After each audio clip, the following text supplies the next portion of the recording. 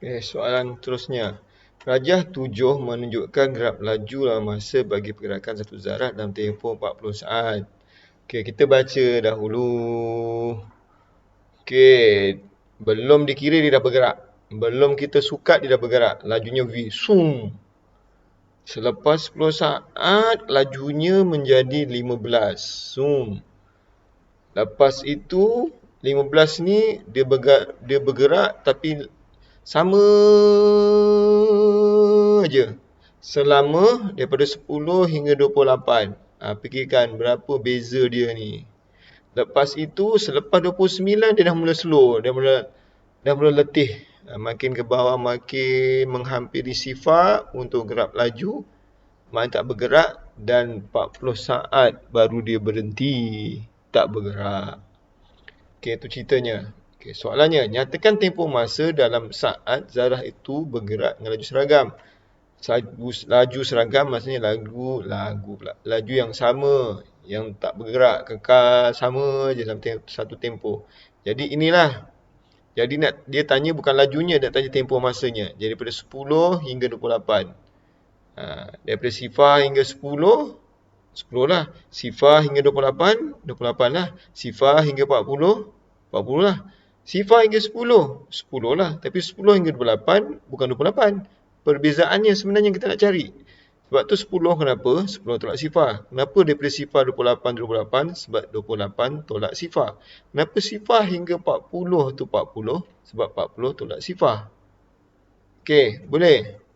Jadi yang A tu adalah 28, kamu tolak dengan 10, so jawapannya 18 saat. Boleh? Yang kedua, kadar perubahan laju dalam meter saat kuasa 2. Tempoh 12 saat yang terakhir. Baik, dia memang cinta kalau ada cerita perubahan tu, dia mesti sama ada yang naik atau yang turun. Itu je biasa normalnya, dia takkan tanya yang tegak. Jadi yang 12 saat terakhir tu ialah gambar rajah yang ini. Segitiga ni. Jadi kita kena tahu sini kadar perubahan laju kita dah belajar dah. Laju akhir tolak laju awal per masa akhir tolak masa awal. Yang mana yang awal, yang mana yang akhir. Kita dah belajar kalau makin ke kanan tu itulah yang akhir. Jadi awalnya yang kat sini. So apakah titik dekat sini? Kita bacalah ini paksi X, ini paksi Y. So itu ialah 28, 15. Yang sini pula titiknya ialah 40 sifar. So masukkanlah dia punya nilainya. Jadi sifar tolak 15 per 40 tolak 18. 28.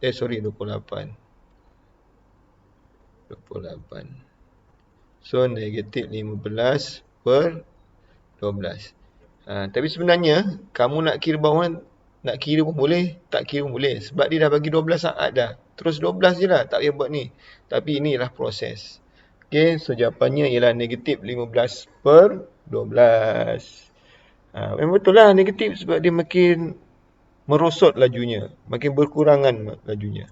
Jadi negatif, oleh kerana dia pecahan, pastikan dia bentuk yang paling mudah ataupun nak perpuluhan. Negatif 1.25 meter per saat kuasa 2. C. Baik, apa itu C? Hitungkan nilai V jika jumlah jarak dari 40 saat. 40 saat ialah 500 meter. Sudah belajar. Ni graf laju, ni graf masa. Yang tinggal adalah jarak.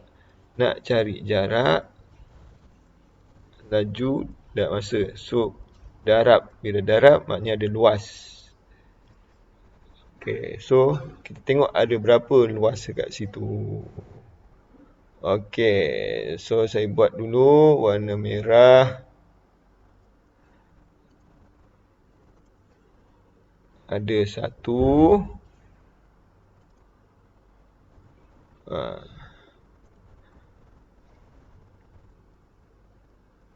Nah, ada 2, ada 3. Ada yang nampak 3. Ada yang nampak 2 saja. 1,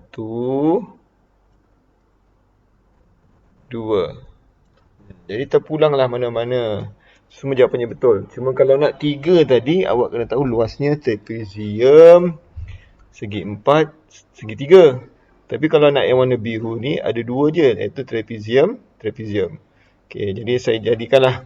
Contohnya saya buat trapezium lah. Luas B, luas A, luas B. Okey, jadi apa saya buat? Saya nak jadikan dia luas trapezium. Okey, jadi luas trapezium A campur luas trapezium B jumlahnya ialah 500. Dah tahu. Okey, so bentuknya macam ni. Yang si A campur yang B bentuknya macam ni. Okey, masukkan nilai. Okey, 2 garisan yang selari. Yang kalau A kiri kanan. Kiri kanan. Yang sebelah kiri, sini sampai sini. Tak tahu V. Sini sampai sini. Sama juga jarak sini sampai sini. Iaitu 15. Okey, bawahnya sifar sampai 10. Jadi 10. Okey, yang B pula. Jarak sini sampai sini. Maknanya kita tengok bawah. Antara 10 hingga 28. Jadi jawapannya 18. Sebab 28 tolakkan dengan 10. Okey, yang bawah daripada 10 hingga 40. Berapa beza antara 10 hingga 40? 40 tolak 10. Jadi jawapannya 30. Tingginya adalah sama dengan tinggi yang ini. Iaitu tinggi yang ini, so jawapannya 15. Okey, so jumlahnya 500. Masukkanlah formulanya. 1/2 darab hasil tambah V campur 15 darab dengan 10 campur dengan 1/2 darab 18 campur 30 darab 15. Jawapannya 500. So, buanglah mana yang tak berkaitan. Mudahkan dulu ZAS 5. Jadi kita darab silang. 5V campur 5 kali 5, 75. Okey. Ni campur 48. Sab 24. Jadi 24 kali 15 sama dengan 500. Okey, jadi aku tekan kalkulator. 24 kali 15.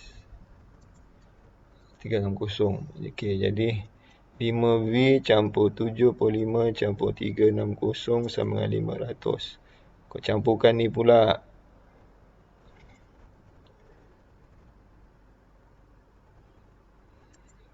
Puluh campurkan dengan 75. 435.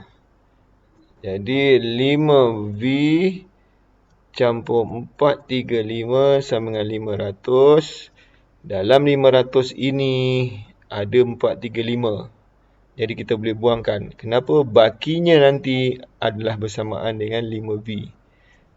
Itu maksud ceritanya. Okey, 5V sama dengan 65 ke sini. 500 tolakkan dengan apa tu? 500 tolakkan dengan 435, jawapannya 65. Okey, 65, so V sama dengan, apa maksudnya ni? 5 kali apa dapat 65? Maknanya nak tahu ini macam mana? Sama juga awak buat ceritanya 4 kali 2 sama dengan 8. Awak nak tahu ni macam mana? Kan awak buat 8 bagi 4. Sama juga macam ni. So 65 bagi 5. Bagi 5. So 65 bagi 5 bahagikan dengan 5, 13. Okay, so V tu 13. Tengok balik logik tak 13. Okay, 15 atas, 13 bawah. Okay, logik. So itu saja untuk soalan ni.